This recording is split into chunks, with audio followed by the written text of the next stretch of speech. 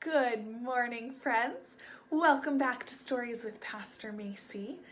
It is Wednesday morning, and I'm here at the church in my office, and you might say, Macy, what are you doing at the church? It's Wednesday. Wednesday is usually your day off. And I have already been here for 3 hours this morning. So I had an early morning. What are you doing at the church super early on your day off, Macy? Well, I am here because this week we have a wonderful charity who is using our space at the Tabernacle Church. They are called Easter Seals. And Easter Seals has for 100 years been serving as a resource for people who have disabilities and for veterans and for seniors and their families. And this week they are doing a fundraiser. They are selling beautiful tulips out of our parking lot and using our bathrooms and our lobby for their volunteers. Easter Seals works across the entire country. We are partnered with Easter Seals Oregon, and they serve 1.5 million people annually through programs including autism services, early intervention, workforce development, and adult daycare. So they are selling these beautiful, beautiful tulips. They donated a whole bunch of them to us as a thank you for us letting them use their space. So if you watched our Easter program or you saw pictures that we posted on Facebook or Instagram, all those beautiful bright colored tulips were donated by Easter Seals Oregon, and you can come buy some of those and support them today in our parking lot if you would like to. I thought, given that we have just celebrated Easter this past Sunday, and that they are named Easter Seals, I thought we would read a book called The First Easter. Are you ready? Let's get started.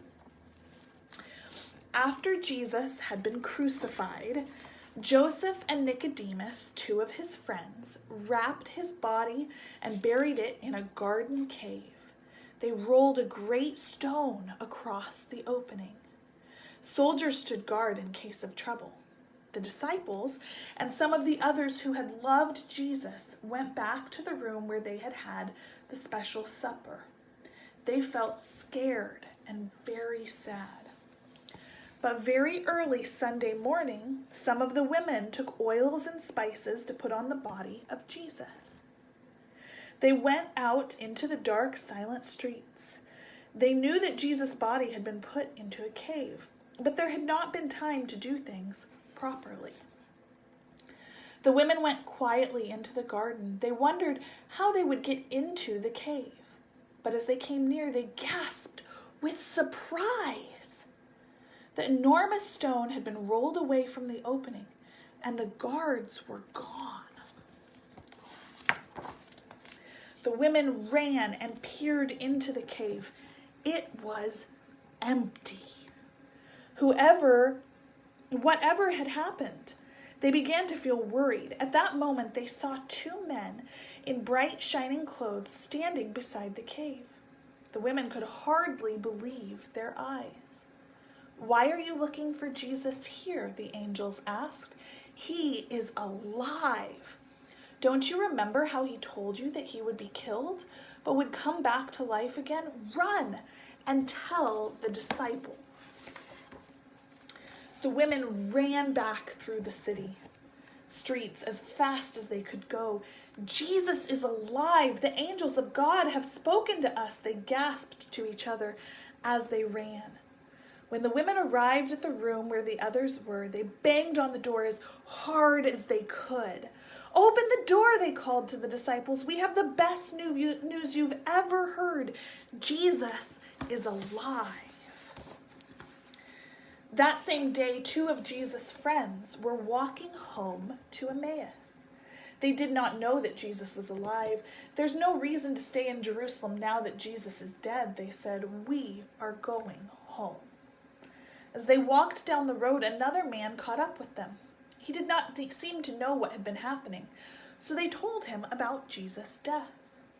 To their surprise, the man began to explain to them why Jesus had to die. "Come in and have some supper," they said to him when they reached home. At the supper table, the visitor took the bread, thanked God for it, and began to share it around. Then at last they knew who he was. It had been Jesus the whole time. But as soon as they recognized him, he disappeared. "We have to go back to Jerusalem at once and tell the others," they said. Although it was nighttime, they hurried back to Jerusalem. When the two friends arrived, they heard what had happened with the women at the cave. "We didn't believe them," said Simon, Peter, and John. "But when we went to the garden, we found it was true. Jesus really is alive." While the disciples were talking together, Jesus himself came into the room. They all gasped and backed away. "It's all right," Jesus said. "I'm not a ghost, and I would like something to eat." The disciples watched him eat some supper. It was wonderful to see Jesus again. But one disciple was missing. Thomas had not been there to see Jesus. When they all told him that Jesus was alive, Thomas said, "I will not believe it until I see him with my own eyes and touch the places where the nails went." The very next Sunday, they were all together, and Thomas was with them this time. Jesus came again. "Here I am, Thomas," he said. "Reach out and touch me. Now will you believe that I really am alive?" "I do believe," said Thomas. "You are my Lord and my God." After this, Jesus' friends went home to the Lake of Galilee. One morning, they were out fishing in their boat. They had fished all night, but still their nets were empty. Suddenly, a man called out from the beach, "Let down the nets on the other side of the boat." "Does he think we don't know how to fish?" they said. But they did as they were told. Soon the nets were bulging with big, enormous fish. "It's Jesus!" they shouted. That morning, as they had breakfast together, Jesus had a quiet word with Peter. He was forgiven for that dreadful day when he said he did not know Jesus, and was told he had a special work to do. 6 weeks went by, and Jesus took his disciples for a walk up the hill outside of Jerusalem. "You have seen how God gave me power to heal the sick and give life to those who were dead," Jesus said. "You have heard all about God's kingdom. Now, it's time for me to go back to my Father.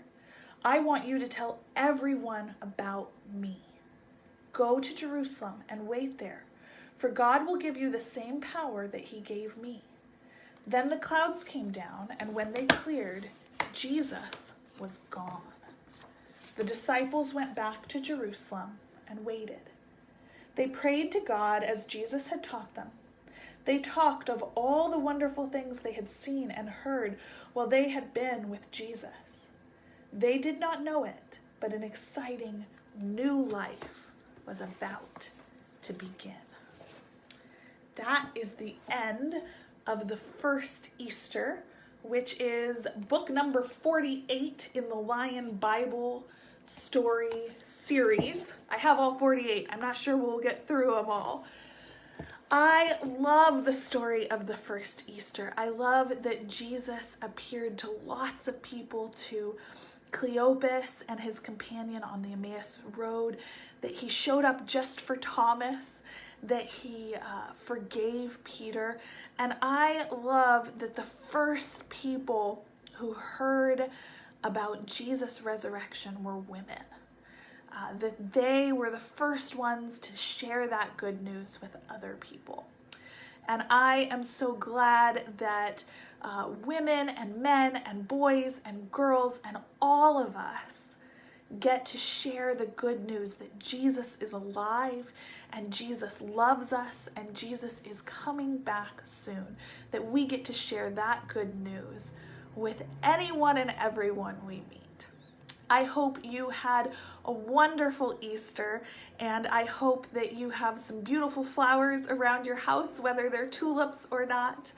And I will see you again soon. Have a wonderful day.